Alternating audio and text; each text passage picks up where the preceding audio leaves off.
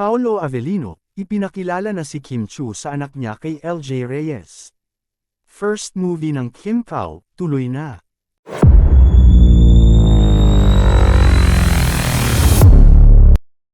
Ipinakilala na raw ni kapamilya star Paolo Avellino sa ka-love team niyang si Kim Chiu ang kanyang anak kay LJ Reyes na si Aki.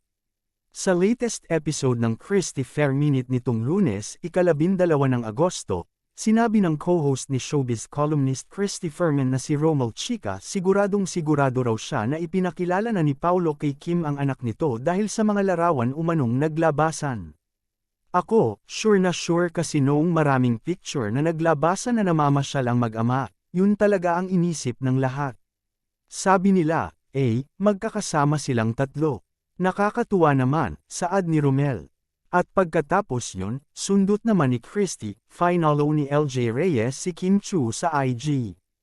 At nag-followhan na sila, nanay, dugtong pa ni Romel. Para makasiguro kung totoo ang nasabing chika, banista ng balita ang Instagram account ni na Kim at LJ. Pareho ngang naka-follow ang dalawa sa isa't isa bagamat hindi tiyak kung matagal na o recently lang nila ito ginawa. Pero sa kasalukuyan, habang isinusulat ang artikulong ito, wala pang inilalabas na pahayag ang mga nabanggit na personalidad para kumpirmahin o pabulaanan ang nasabing kwento. Matatandaang nagsimulang mabuo ang love team ni na Kim at Paolo nang makitaan sila ng chemistry sa pagganap nila sa TV series na Linlang, tila nagustuhan naman ng madla ang kanilang tambalan dahil nasundan pa ito ng isa pang serye na What's Wrong with Secretary Kim. Sa ilalim ng VU at ABS-CBN na pinroduce ng Dreamscape Entertainment.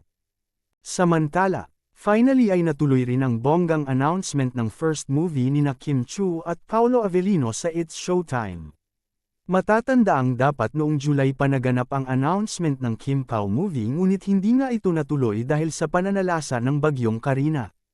Umpisa pa lang ng August 12, Monday, episode ng Kapamilya Noon Time Show ay nagpakilig na ang Kim Pao sa kanilang opening performance kung saan kinanta nila ang kanta ni TJ Monterde na Sariling Mundo, habang magkahawak ang kanilang mga kamay at ilang beses na matamis na nagtitigan.